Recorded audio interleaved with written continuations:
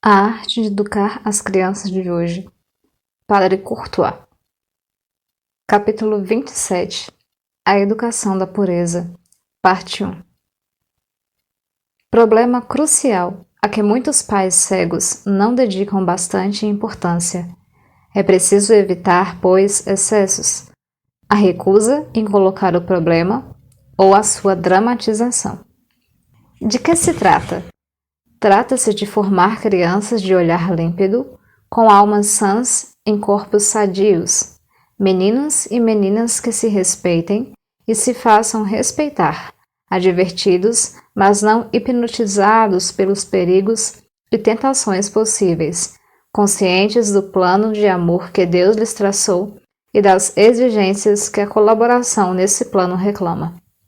Em tudo que concerne à origem da vida, a criança tem direito à verdade, pelo menos de uma maneira progressiva, adaptada à sua idade, à sua inteligência e ao seu temperamento. A ignorância não é uma virtude. Deveis instruir vossos filhos e filhas a respeito das coisas que têm necessidade de saber e, por conseguinte, o direito de não ignorar. Cremos que a tática do silêncio, erigida em sistema, ou desejada como princípio, é uma tática perigosa e manifestamente nociva ao interesse da criança, bem como ao da sociedade. Cremos que as iniciações claras, feitas com tato, devem ser olhadas como uma obrigação grave que se pode impor em nome da caridade e mesmo da justiça. O silêncio dos pais, o mistério que se deixa planar em torno desses problemas, são causa importante de muitas deformações de consciência. A criança que ninguém quer esclarecer com precisão corre o risco de ver o mal onde não está e não vê-lo quando realmente existe. Toda criança normal faz, mais cedo ou mais tarde, muitas vezes mais cedo do que se espera, a pergunta simples: como cheguei a este mundo? Longe de ser curiosidade malsã, é uma prova de inteligência. O mais das vezes, a criança fará essa pergunta à mãe. Se esta, em lugar de tratar a questão como uma coisa mais natural do mundo, der mostras de escândalo ou ficar perturbada, procurando desviar a pergunta, a criança permanecerá com o problema e, com mais acuidade ainda, procurará desvendá-lo por todos os meios, guardando segredo aos pais, daí em diante. Se a mãe der uma explicação falsa, cegonhas, couves, loja de brinquedos, etc., a criança acreditará sob palavra, porque o que mamãe diz é sempre verdade, mas no dia, e esse dia chegará infalivelmente, em que aprender a verdade de um modo mais ou menos deformado, terá para sempre perdido a confiança nos pais. Se as crianças não obtêm dos pais ou de uma boca autorizada a resposta às perguntas que fazem, estejamos certos de que a buscarão, ou a receberão sem mesmo buscá-la, seja em bloco, seja aos pedaços, de uma forma incompleta, desonesta, por vezes brutal e degradante. É grave dever dos pais zelar pela educação da pureza dos filhos. Essa educação comporta não apenas a resposta leal e progressiva aos problemas da origem da vida, a advertência a tempo das transformações que se operam por volta dos 13 anos, mas também, num clima de confiança e de amor, a educação do valor para assegurar sem danos a manutenção do equilíbrio e do domínio de si mesmo, nesse período de crise que caracteriza a adolescência.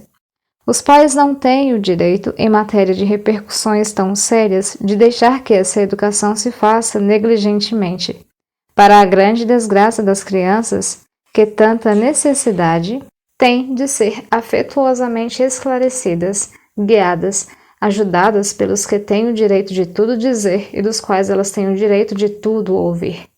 Não é porque um dever seja delicado e constrangedor que a ele nos devemos esquivar.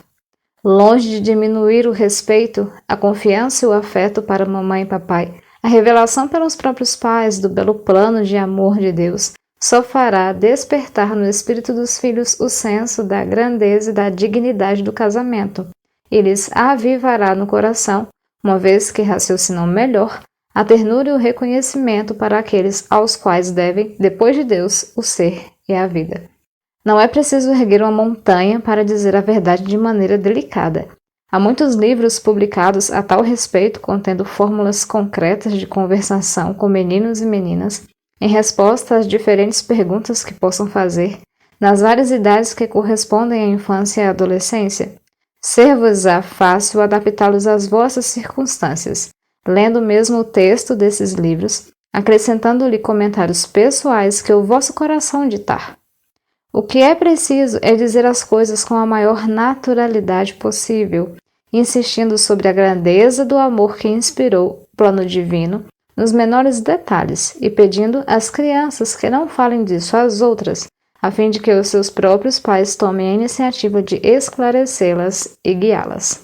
Se por acaso se julgue que a criança possa tirar proveito da leitura dessa ou daquela página, ou seja, ao menos como uma conversação começada ou continuada, e por conseguinte que termine em conversa, a letra mata, o espírito vivifica, a voz e o tom, os matizes, os acentos criam em torno da letra morta uma harmonia viva de pensamentos e de sentimentos que a coloca no ponto exato, tornando-a boa e bela. Que de atenuações, sugestões, repetições, correções, doçuras ou vivacidades são necessárias para comunicar a pensamentos, assim delicados a pureza da forma, a verdade exata da significação e o ritmo bem-fazejo da paz. No livro, a criança não responde, não se abre, permanece muda.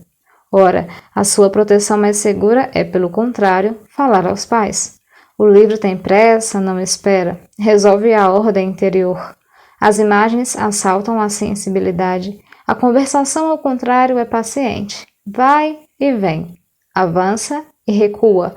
Recomeça de acordo com as necessidades, dobra-se facilmente a todas as sinuosidades e elasticidades da alma infantil. Uma mãe cheia de experiência e muito inteligente, suas palavras bastariam para prová-lo, dizia com agudeza: é preciso adaptar os conselhos ao estilo da família.